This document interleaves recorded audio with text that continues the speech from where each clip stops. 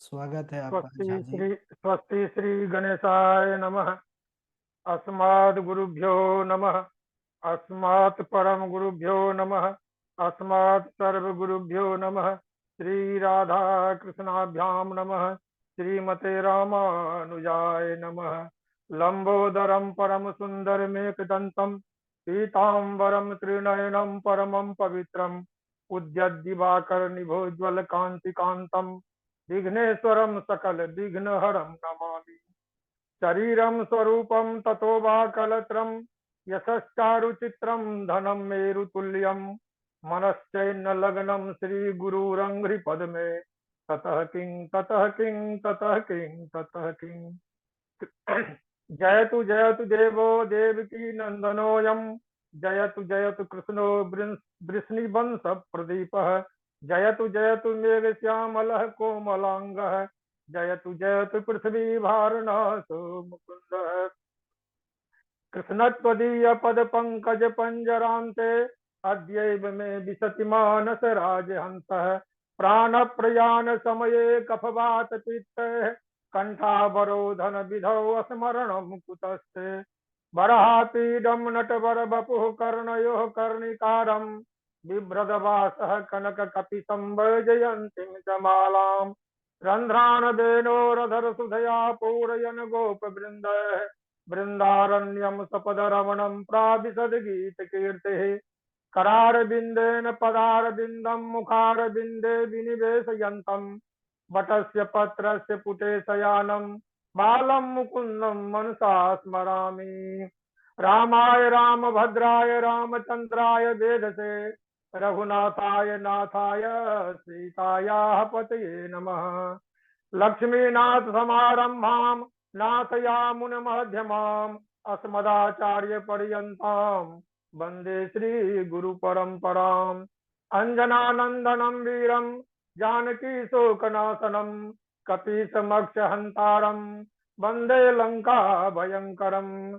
जय जय श्री राधारमणा जय जय नवल किशोर जय गोपी चितचोर प्रभु जय जय माखन चोर।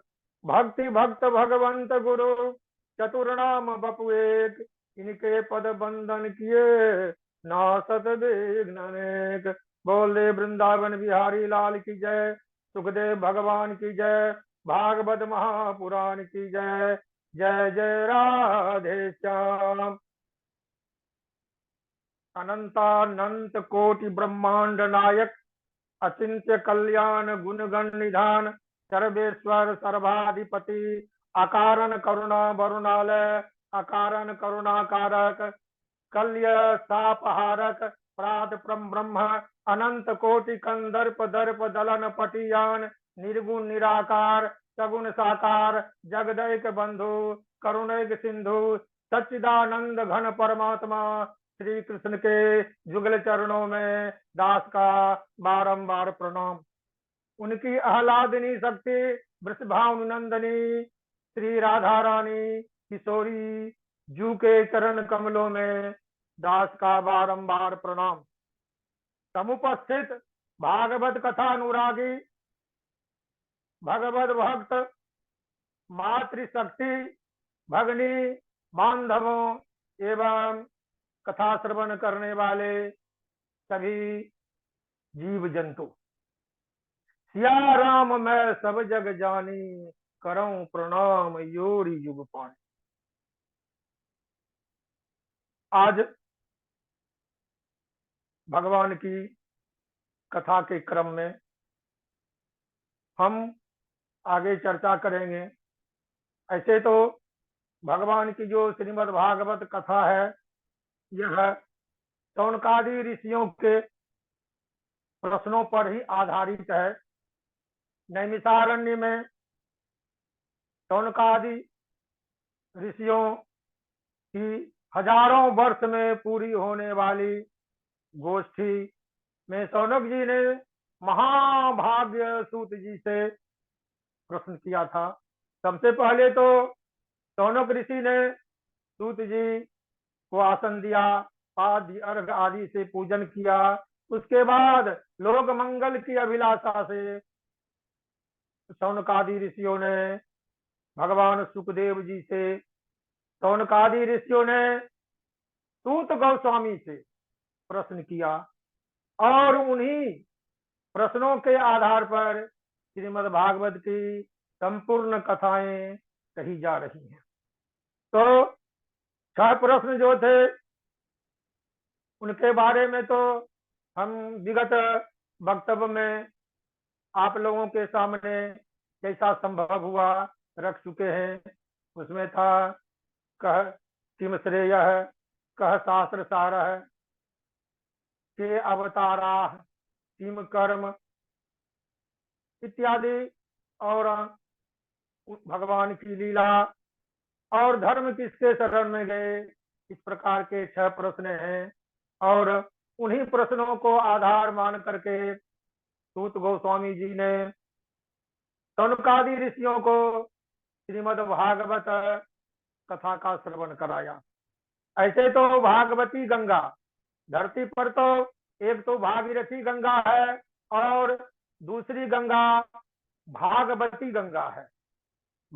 जिस तरह से गोमुखात निर्गता, गोमुख से निकली हुई जो भागीरथी गंगा है वह तो जन जन को पवित्र करती ही है, लेकिन महामुनि सुखदेव मुनि के मुख से जो गंगा प्रवाहित हुई है वह भागवती गंगा है। यह भागवती गंगा तो जन जन के मन के मैल को, जन जन के मन की गंदगी को साफ करने में और भगवान श्री कृष्ण की भक्ति में प्रवाहित हुई है। तो भागवती गंगा सुनने के बाद भी यदि श्रवणकर्ता के मन में भगवान श्री कृष्ण के चरणों में रति नहीं हुई तो उनका कथा श्रवण करना केवल श्रम है और उससे उन्हें पुण्य की प्राप्ति नहीं होगी। कथा श्रवण करते करते यदि भगवान के श्री चरणों में भक्ति लग गई, निष्काम भक्ति लगी, तो फिर क्या कहना, मोक्ष तो निश्चित है, क्योंकि भगवान अपने भक्तों को अपने धाम पर बुला लेते हैं। क्योंकि भगवान की भक्ति करने वाले कभी भी निराश नहीं होते हैं, कभी भी दुखी नहीं होते हैं, क्योंकि भगवान की भक्ति में जो सुख है वह सुख कहीं नहीं है। क्योंकि हम देख रहे हैं कि भगवान की भक्ति करने वाले तरह तरह के विघ्नों को पार कर जाते हैं और अंतकाल में भगवान के चरणों में स्थान प्राप्त कर लेते हैं, उनकी मुक्ति मिल जाती है। तो शौनकादि ऋषियों ने 1000 वर्षों में समाप्त होने वाले यज्ञ में बैठे हुए हैं और सूत जी से प्रश्न करते हैं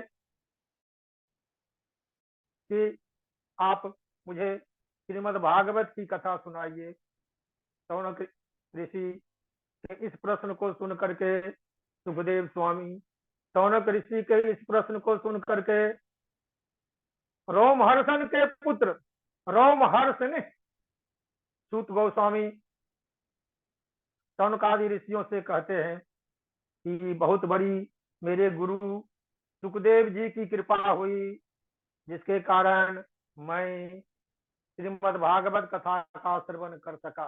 मेरी जितनी बुद्धि थी, मेरी जैसी समझ थी, उस समझ के अनुकूल महामुनि सुखदेव जी से जो मैंने कथा सुनी, क्योंकि सुखदेव जी परम जोगी हैं और उन्हें उनका अनुग्रह मुझे प्राप्त हुआ, जिसके कारण मैंने उनसे श्रीमद् भागवत की कथा सुनी। परिणाम हुआ मैं अपनी बुद्धि के अनुसार, अपनी समझ के अनुसार मैं आप लोगों को भागवती गंगा कथा का श्रवण कराने का विचार कर लिया है। अहम ताध्यगमं तत्र निविष्टः तदनुग्रहात् सोऽहं वः श्रावयिष्यामि यथा अधीतं यथामति। सोऽहं वः श्रावयिष्यामि यथा अधीतं यथामति। वही कथा मैं आपको सुनाने जा रहा हूँ, वह आप लोगों को सुना रहा हूँ जो मैंने सुखदेव गोस्वामी से, महामुनि सुखदेव जी से सुनी। महाराजा परीक्षित जी को जब कथा सुना रहे थे तो मैं भी वहाँ मौजूद था, मैं भी कथा श्रवण कर रहा था, जिसके कारण मुझे श्रीमद् भागवत कथा के श्रवण का अवसर मिला और अपनी बुद्धि और मति के अनुसार जितना मुझे याद हो सका वह मैं आपसे सुना रहा हूँ। इस प्रकार सूत जी ने शौनकादि ऋषियों से वादा किया कि हम आपको सुख मुखात निर्गता गंगा, सुख मुखात निर्गता भागवती गंगा आप लोगों को सुनाने जा रहा हूं। अब आगे व्यास जी कहते हैं, इति ब्रुवाणं संस्तूय मुनीनाम दीर्घ सत्रिणाम वृद्ध कुलपति सूतम वह वृचः शौनको ब्रवीत। व्यास जी कह रहे हैं, जब सूत गोस्वामी जी ने शौनकादि ऋषियों को जो 1000 वर्षों तक समाप्त होने वाले यज्ञ को शुरू किए हुए हैं और सूत जी से कथा सुन रहे हैं, तो शौनकादि ऋषि सूत जी से बोलते हैं। क्या बोल रहे हैं? सूत सूत महाभाग बदनो बदतांबर कथाम भागवतीं पुण्याम यदा भगवान सुख। सूत सूत महाभाग बदनो बदतांबर कथाम भागवतीं पुण्याम यदा भगवान सुख। सौनक जी सूत जी से कहते हैं, हे महाभाग्यशाली, हे भगवान, हे शास्त्र वेदादि शास्त्रों के ज्ञाता परम मर्मज्ञ, आपसे मेरी प्रार्थना है कि भगवान सुखदेव मुनि ने महाराजा परीक्षित को जो श्रीमद् भागवत की कथा सुनाई, वही भागवती कथा जो पुण्य देने वाली है, हमें श्रवण कराने की कृपा करें। और शौनक जी आगे पूछते हैं, कस्मिन युगे प्रवृत्तेयं अस्थाने बाके न हेतुना कुतः संचोदितः कृष्ण कृतवान मुनि कृतवान संहिता मुनि। कस्मिन युगे प्रवृत्तेयं अस्थाने बाके न हेतुना कुतः संचोदितः कृष्ण कृतवान संहिता मुनि। आगे शौनक जी सूत जी से प्रश्न करते हैं कि किस युग में श्रीमद् भागवती कथा का प्रादुर्भाव हुआ, किस स्थान पर हुआ और भागवती कथा का कारण क्या, केन हेतु न, हेतु क्या है, और किसने व्यास जी को श्रीमद् भागवत की कथा करने के लिए प्रेरित किया। कृष्ण है कुतः संचोदित कृष्ण है, कृष्ण द्वैपायन भगवान व्यास जी ने श्रीमद् भागवत महापुराण की रचना की। तो महापुराण की रचना करने में उन्हें किसने प्रेरित किया? तो इसमें प्रश्न है, किस युग में, किस स्थान पर, किस हेतु से और किससे प्रेरित होकर के महामुनि व्यास जी ने श्रीमद् भागवत महापुराण की रचना कर दी। इस प्रकार शौनक जी के प्रश्न को सुन करके सूत जी बहुत प्रसन्न होते हैं, क्योंकि सूत जी इसलिए प्रसन्न होते हैं कि ऋषि मुनियों का जो प्रश्न होता है वह स्वार्थ से प्रेरित होता नहीं है, वह जन कल्याण के लिए होता है। इसलिए सूत जी कहते हैं, बरियाने सते प्रश्ना, हे शौनक जी, आपके द्वारा जो पूछा गया प्रश्न है वह बहुत ही उत्तम है, जन कल्याण के लिए है। और आपके इन प्रश्नों का उत्तर देने में मुझे आनंद ही आनंद का अनुभव होगा, क्योंकि आपके प्रश्नों के माध्यम से मुझे भगवान के गुण कीर्तन की चर्चा करने का अवसर मिल रहा है। द्वापरे समनु प्राप्त, सूत जी कह रहे हैं सौनक ऋषि से, द्वापरे समनु प्राप्त तृतीये युग पर्यये जातः पराशराद योगी वासव्याम कलया हरे। हरे कलया, हरि के कलांश के रूप में। हरि तो बार बार इस धरती पर किसी न किसी रूप में आते रहे हैं। महामुनि व्यास जी के रूप में जब भगवान के अंशावतार बनकर कृष्ण द्वैपायन धरती पर आए, कैसे आए, किनके पुत्र बनकर आए? पराशराद, पराशर के पुत्र बनकर आए। कब आए? द्वापरे समनु प्राप्त तृतीये युग पर। यही ऐसे तो 4 युग हैं, कृत युग, त्रेता, द्वापर और कल युग। तीसरे युग में अर्थात द्वापर में भगवान व्यास जी का जन्म हुआ। शिष्य हुआ। पिता कौन है? तो महामुनि पराशर जी हैं। महामुनि पराशर जी हैं। वशिष्ठ के पुत्र शक्ति हैं। शक्ति के पुत्र पराशर हैं।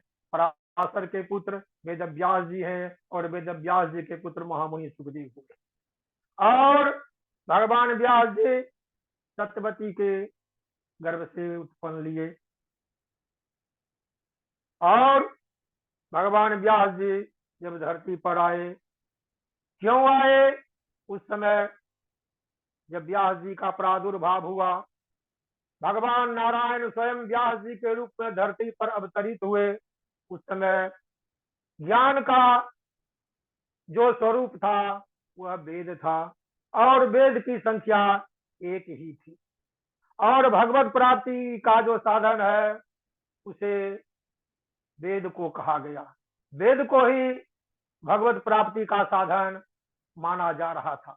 लेकिन व्यास जी ने उस एक वेद को 4 भागों में बांटा, क्योंकि व्यास जी समझ रहे हैं, क्योंकि अब लोगों की आयु कम होगी, समझ कम होगी, इसलिए यदि वेद को एक रूप में रहने देंगे तो अध्ययन करने में कठिन होगा, लोगों को समझने में कठिन होगा और उसका विस्तार करने में भी कठिन होगा। इसलिए प्राप्ति पायो नुकारस्य तस्य वेदो महर्षि भी, महर्षियों ने भगवान के श्री चरणों की प्राप्ति का उपाय वेद को बताया है। एकोपनेक वर्ष में वह समामनाता पृथक पृथक प्राप्ति पायो नुकारस्य तस्य वेदो महर्षि भी। एकोप्यनेक वर्ष में वह समामनातः पृथक पृथक। वेद तो एक ही थे। महर्षि वेद व्यास जी ने उस एक वेद को 4 भागों में बांटा और अपने 4 शिष्यों को बुला करके वेद का एक एक भाग प्रदान किया। अपने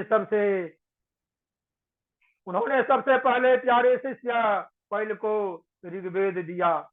दूसरे वैशंपायन जी को उन्होंने यजुर्वेद दिया। और तीसरे जो दरुण के पुत्र दारुण सुमंत थे, दरुण पुत्र दारुण सुमंत जी को अथर्ववेद दिया।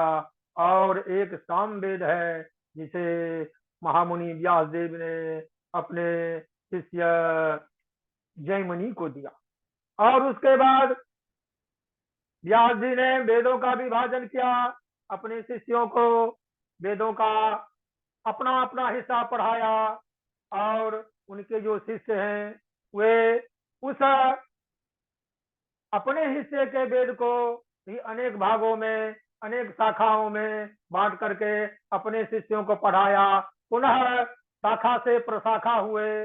इस प्रकार शिष्य दर शिष्य वेदों का विस्तार हुआ। तो वेद इस प्रकार एक थे लेकिन एक रहने के बाद वेद व्यास जी की कृपा से वेद 4 हुए, क्योंकि वेदों के विस्तार करने से ही कृष्ण द्वैपायन महामुनि व्यास कहलाए, क्योंकि व्यास का अर्थ होता है विस्तार और व्यास का उल्टा समास होता है संक्षेप। तो महामुनि व्यास जी ने वेदों का विस्तार किया, परिणाम स्वरूप उन्हें व्यास की उपाधि मिली। तो भगवान व्यास जी ने वेदों को 4 भाग किया और उन चारों भागों को पहले वैशंपायन, सुमंतु और जैमिनी इन्हें बांटा और उनके शिष्य प्रति शिष्यों ने वेदों का खूब विस्तार किया।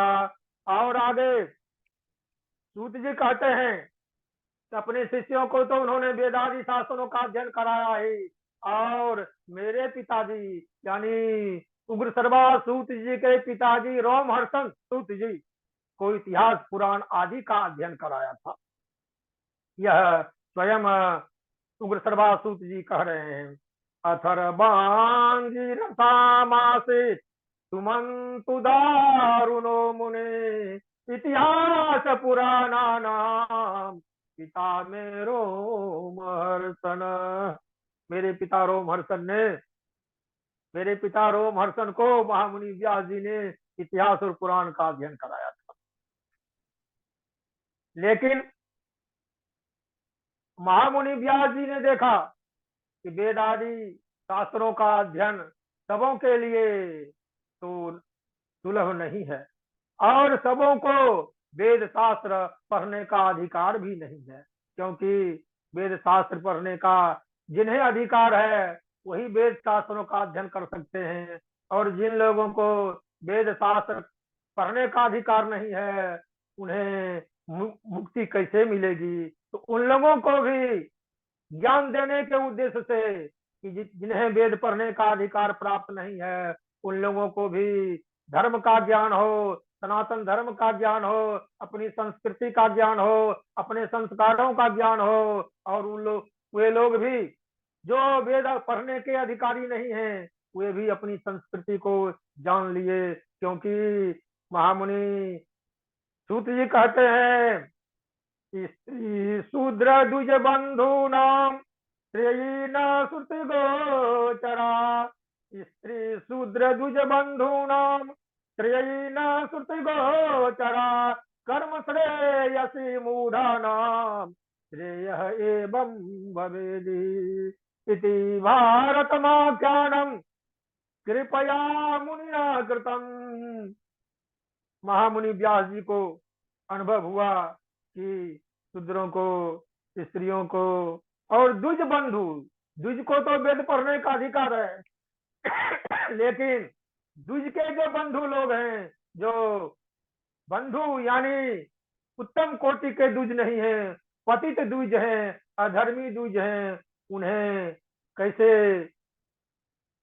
धर्म का ज्ञान होगा, उन्हें भी धर्म का ज्ञान हो। इसलिए व्यास जी ने महाभारत नाम के एक बहुत बड़े इतिहास ग्रंथ की रचना की, जिसे पंचम वेद की संज्ञा मिली है।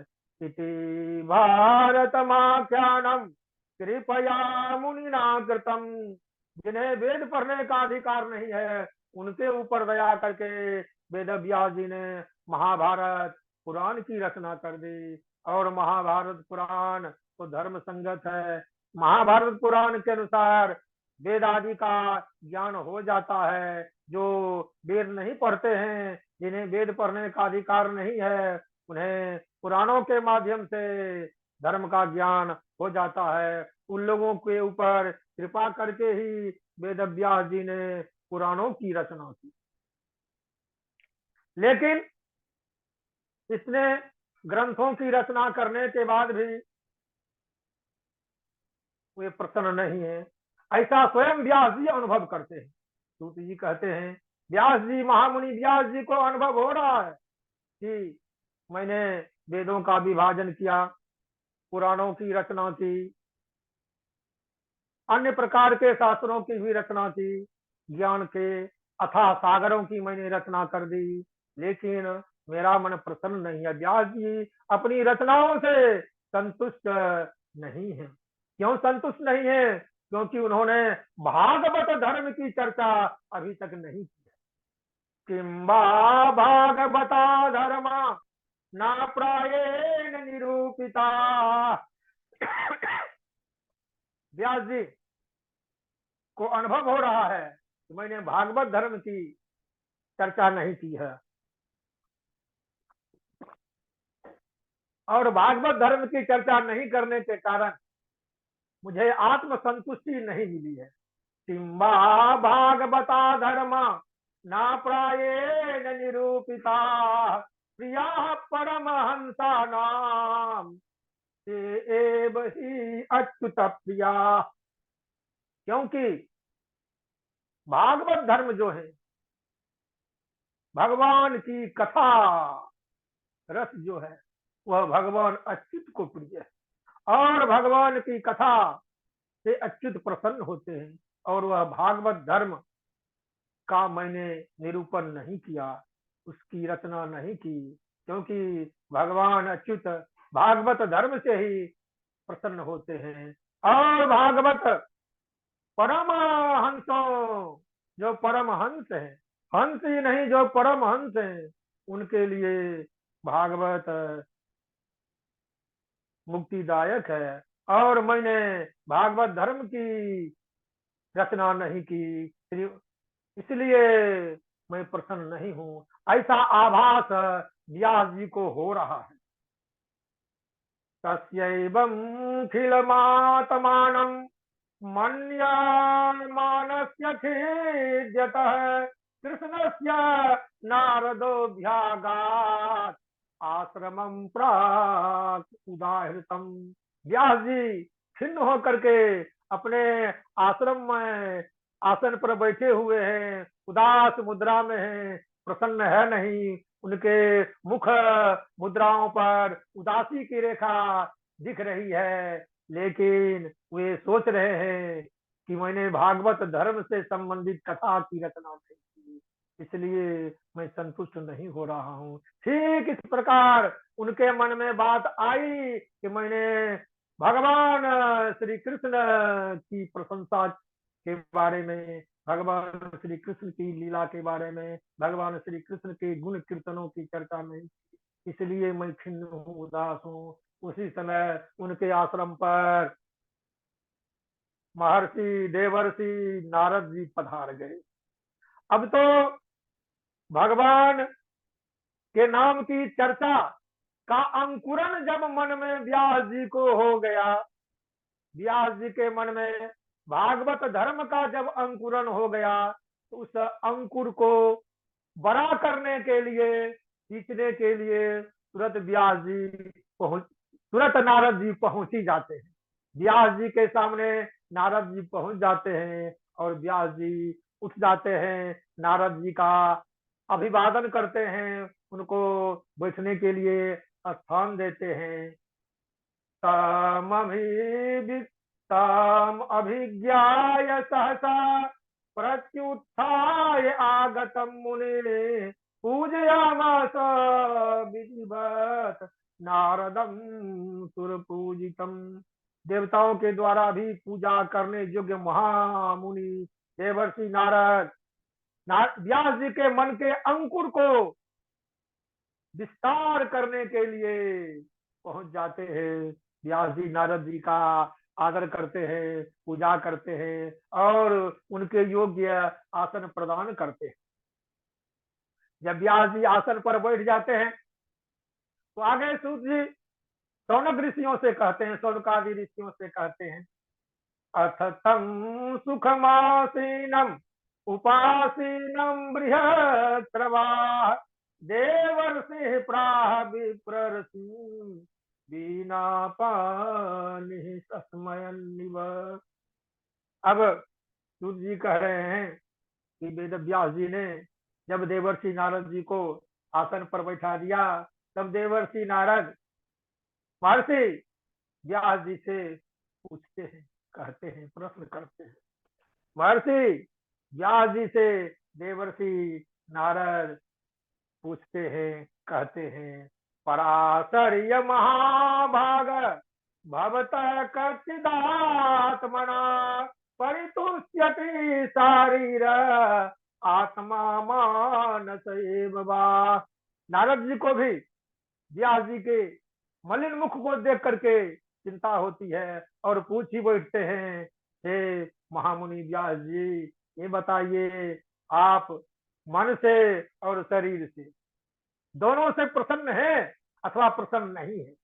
क्योंकि शरीर यानी चेहरे को देख करके और उनकी मानसिक स्थिति को देख करके नारद जी को तो संदेह हो ही गया, क्योंकि नारद जी तो व्यास जी के संदेह को दूर करने के लिए ही पहुंचे हैं और कह रहे हैं, क्या है महामुनि आप प्रसन्न हैं? तो व्यास जी उत्तर देते हैं कि नहीं, मैं प्रसन्न नहीं हूं। कह रहे हैं नारद जी से व्यास जी, अस्ति एव में सर्वमिदं त्वयोक्तं तथापि नात्मा परितुष्यते मे तन्मूलमव्यक्त मगाधबोधं पृच्छामहे त्वात्म भवात्मभूतम्। व्यास जी नारद जी को कह रहे हैं, हे महामुनि, हे देवर्षि नारद जी, हे बीना पाने, आप का यह प्रश्न है सही है, क्योंकि मैं प्रसन्न नहीं हूं, प्रसन्न नहीं हूं। वेदों के विभाजन के बाद महाभारत जो पंचम वेद है उसकी रचना करने के बाद भी मैं प्रसन्न नहीं हूं। नारद जी के सामने व्यास जी स्वीकार कर लेते हैं कि मैं प्रसन्न नहीं हूं। क्यों प्रसन्न नहीं हूं यह भी कहते हैं, क्योंकि मैंने लगता है कि मैंने भगवान श्री हरि के गुण कीर्तनों की चर्चा से संबंधित ग्रंथों की रचना नहीं की, इसलिए मैं अप्रसन्न हूं। नारद जी कहते हैं, आप का संदेह सही है।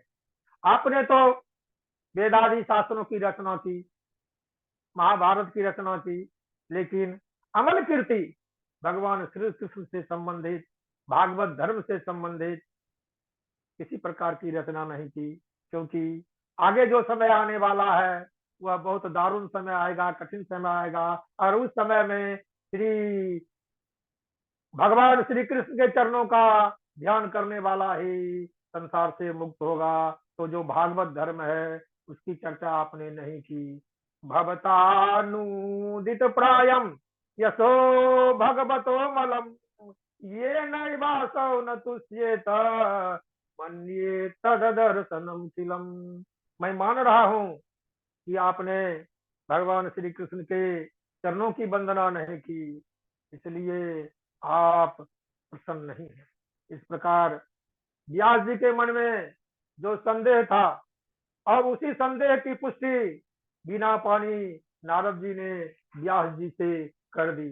नारद जी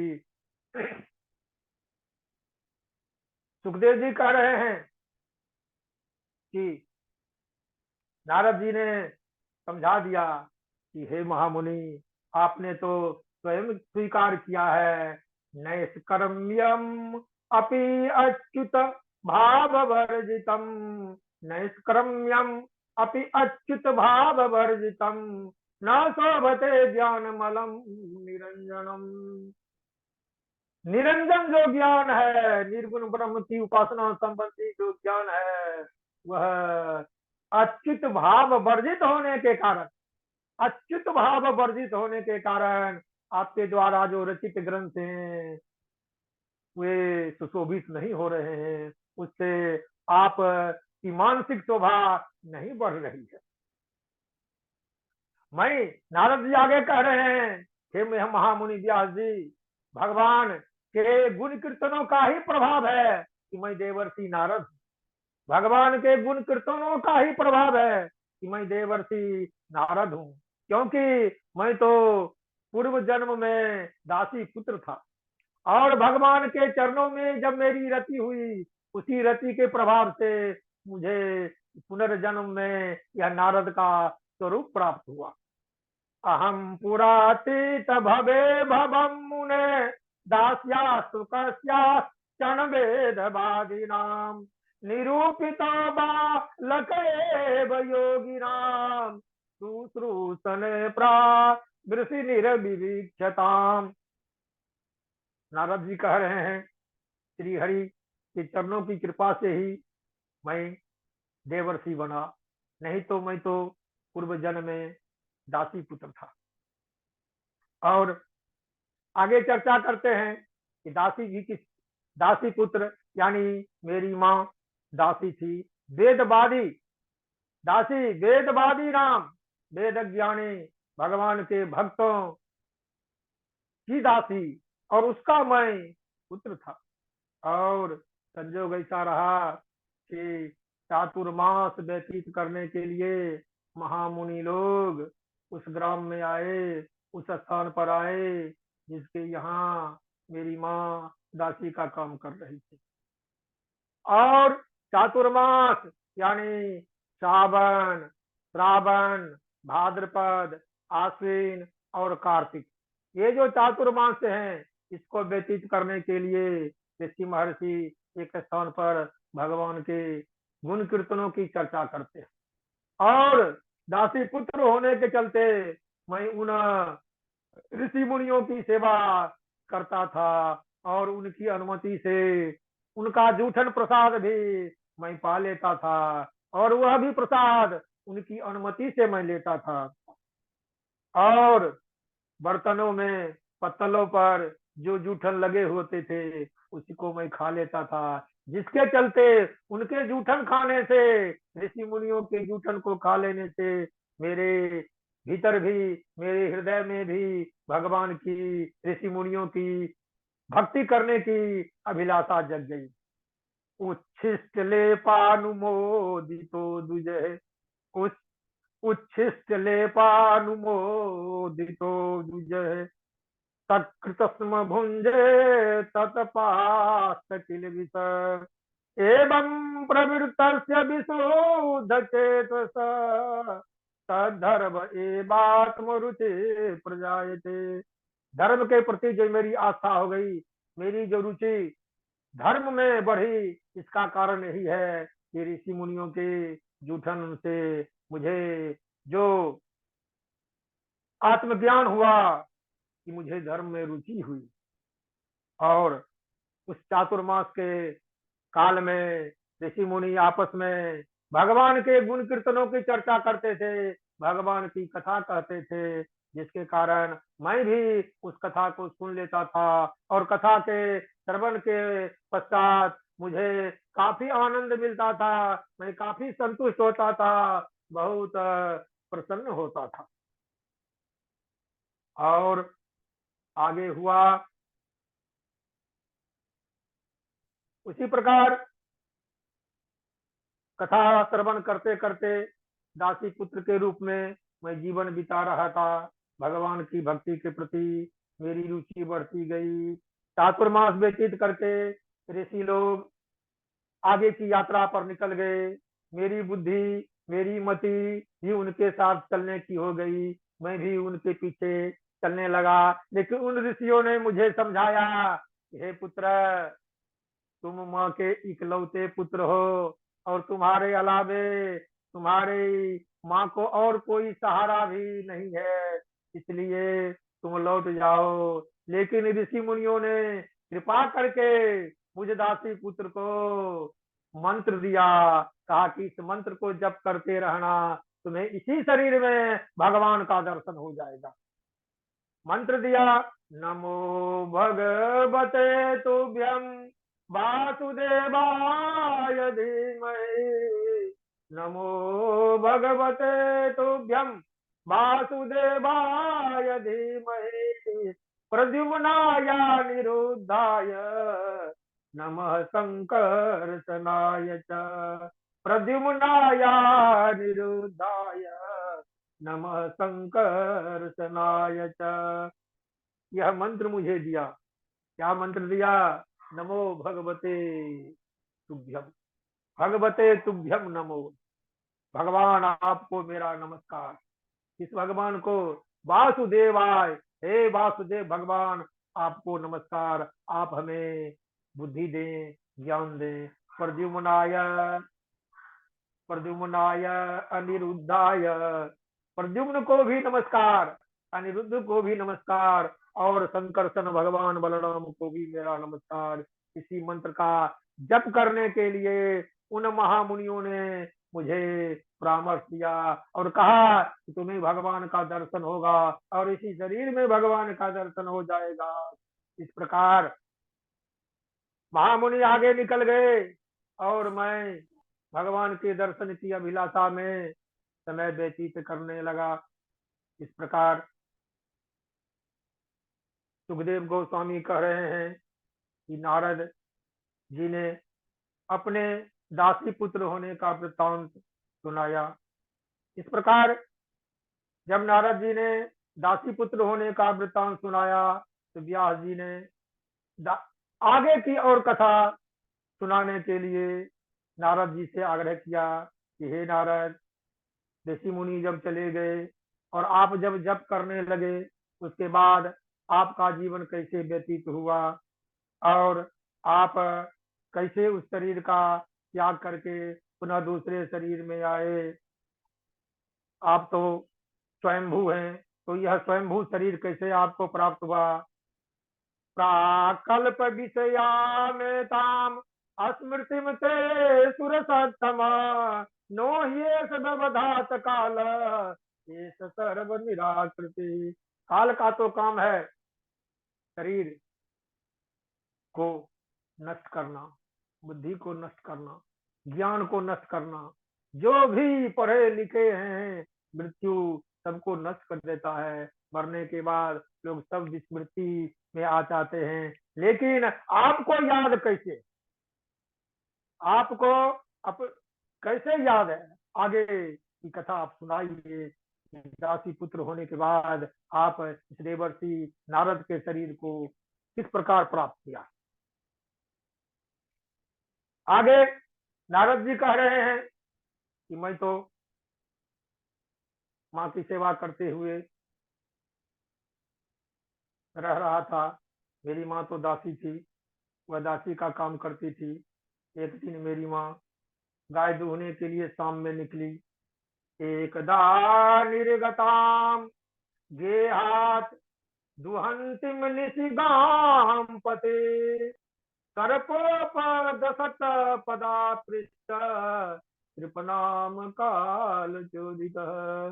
भगवान की प्रेरणा से, क्योंकि काल भगवान है और भगवान ही जन्म देते हैं, भगवान ही पालन करते हैं और भगवान ही संहार भी करते हैं। भगवान तीनों रूपों में विराजमान है। तो भगवान काल भगवान की प्रेरणा से जब मेरी माँ गाय दूहने के लिए शाम में निकली तो एक सर्प पर मेरी माँ के पैर पड़ गए और सांप ने मेरी माँ को काट लिया, जिससे मेरी माँ की मृत्यु हो गई। अब मैं सोचने लगा, मेरा मेरा मन, मेरी मति, मेरी बुद्धि तो भक्ति में थी और माँ के रहते तो मैं भक्ति के मार्ग पर आगे बढ़ नहीं सकता था। तो मैंने सोचा, नारद जी सोच रहे हैं, मैंने सोचा कि यह तो भगवान की कृपा हुई, भगवान का विशेष अनुग्रह मेरे पर हुआ, जिसके चलते मेरी माँ को सर्प नहीं डसा और मेरी माँ की मृत्यु हुई। माँ के दाह संस्कार आदि करके क्रियाकर्म से निवृत्त हुए। नारद जी कह रहे हैं, अनुग्रहम मन्यमान प्रातिष्ठम दिशमोत्तरम। सर्प दशन की क्रिया को मैंने भगवान का अनुग्रह माना और माँ के पंच भौतिक शरीर को अग्नि में समर्पित करने के बाद मैं उत्तर दिशा की ओर चल गया। उत्तर दिशा की ओर चला, चलते गया, पहाड़ों जंगलों को पार करते करते मैं बहुत थक गया था। मैं विश्राम करना चाह रहा था। एक स्थान पर मुझे एक सरोवर मिला और उस सरोवर के तट पर मैं बैठा, सरोवर का जल पिया, स्नान किया, जिससे मेरे शरीर की जो क्लांति थी वह मिटी और मैं स्वस्थ हुआ। वहीं पर एक पीपल का पेड़ था, उसी पीपल के पेड़ के नीचे मैं बैठ गया और पुनः ऋषि मुनि के द्वारा बतलाए गए मंत्र का मैंने जाप करना शुरू किया। और ज्यों ही मैं ध्यान लगाया कि मेरे ध्यान पथ पर मेरे हृदय में स्वयं भगवान प्रकट हो गए। और जब स्वयं भगवान प्रकट हुए तो मैं अंतर हृदय में भगवान का दर्शन करके भगवान के दर्शन का आनंद लेने लगा। रूपम भगवतो यत्तन मनः कांतम सुचापहम अपश्यन सहसोत्तस्थे वैकलव्याहुर्मनाइव। लेकिन वह जो भगवान का अंतर हृदय में दर्शन हुआ वह कुछ ही क्षण का था।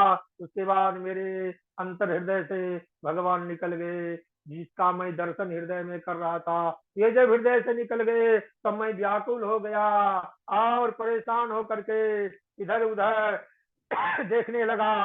बारंबार ध्यान लगाने की कोशिश की लेकिन मेरे ध्यान पथ पर भगवान नारायण नहीं आए। जब लेकिन आकाशवाणी हुई, आकाशवाणी हुई, आकाशवाणी के माध्यम से भगवान ने मुझे सूचना दी।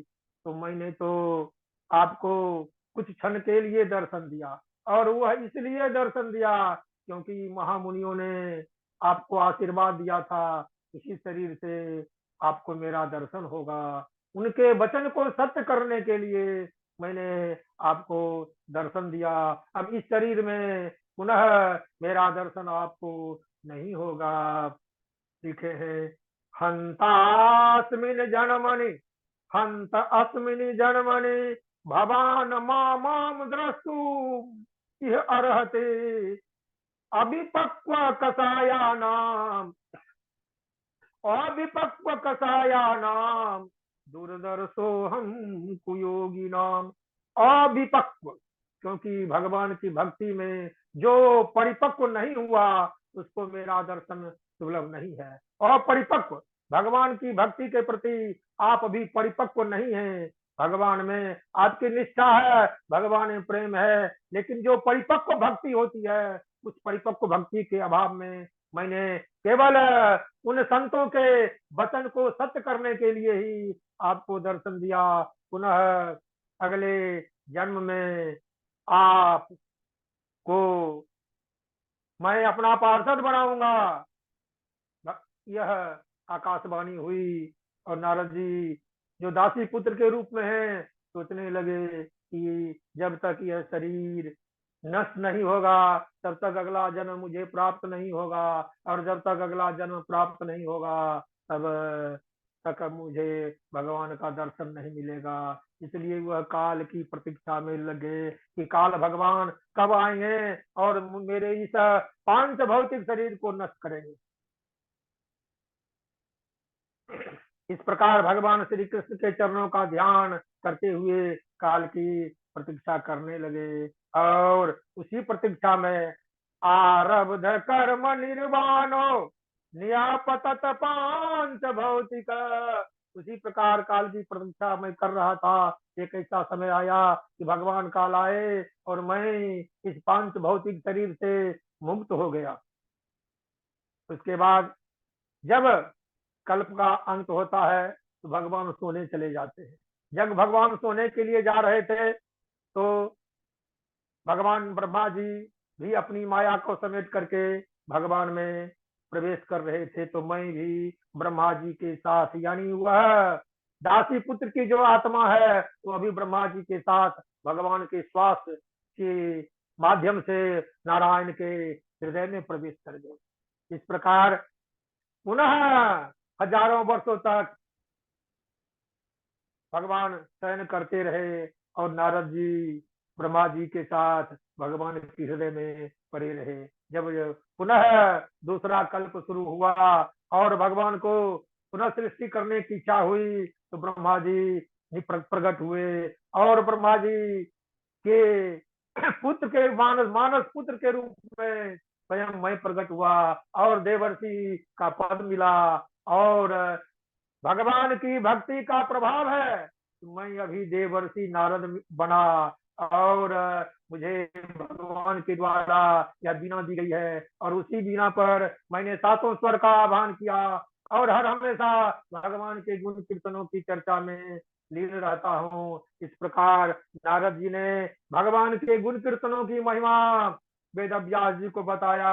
वेद व्यास जी काफी प्रसन्न हुए। नारद जी तो मन की गति से चलते हैं। पुनः वेद व्यास जी को आश्वासन दे करके कि भगवान की भक्ति से संबंधित भागवत धर्म से संबंधित शास्त्रों की रचना करें, ऐसा परामर्श करके नारद जी महामुनि के पास से निकल पड़े, आगे बढ़ गए। और भगवान व्यासदेव की जय हो, नारद भगवान की जय हो। क्योंकि समय हो रहा है तो नारद जी वहां से चले गए और व्यास जी प्रसन्न हुए कि हाँ, मैंने कुछ मेरी रचना में कुछ कमी रही और भागवत धर्म से संबंधित ग्रंथ का मैंने रचना नहीं की।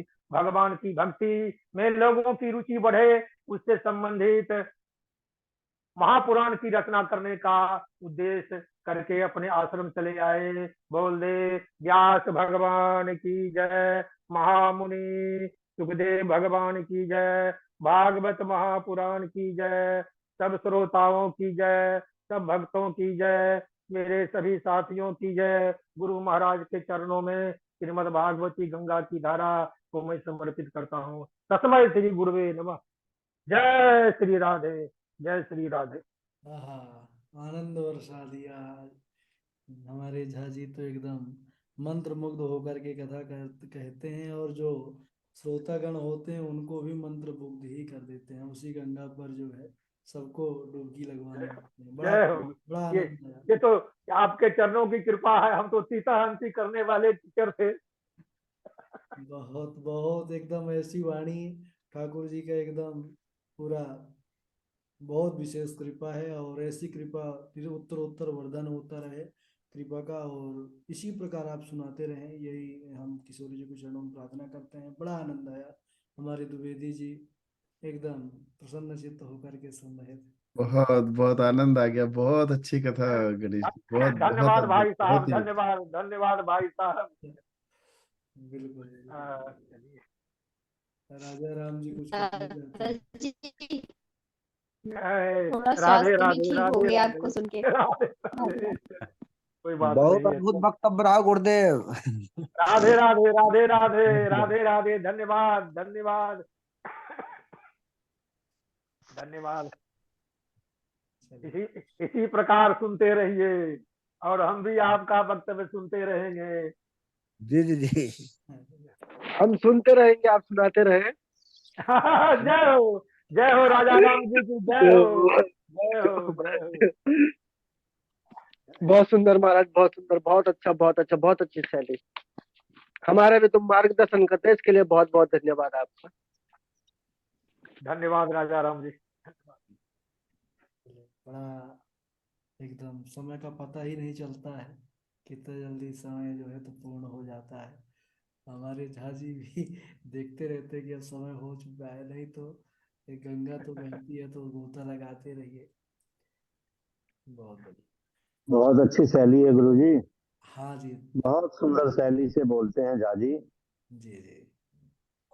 तिवारी जी और आप तो मतलब मिले मंत्र हैं मुग्ध कर झा देते जी। हैं। झा जी से तो आप मिले हैं तिवारी जी? जी मिला हूं मैं इनसे, आया था ना उसमें जी जी, सम्मेलन। अपने फंक्शन में। हाँ हाँ। वृंदावन, वृंदावन में सबसे भेंट हुई। वृंदावन में मिले वृंदावन थे। में, वृंदावन में भेंट हुई है। अमित भाई को भी राधे राधे। जी अमित जी एकदम वो भी प्रसन्न है। बड़े भैया को प्रणाम। देखिए, जय हो, बड़े जय भैया को हो। प्रणाम। डॉक्टर साहब को प्रणाम। बड़े धन्यवाद। भैया को प्रणाम। बहुत जी, सुंदर, बहुत सुंदर, जय हो, जय हो, राधे राधे। बहुत सुंदर धन्यवाद मेरे डॉक्टर प्रभु, साहब, धन्यवाद। बहुत राधे राधे। बहुत सुंदर।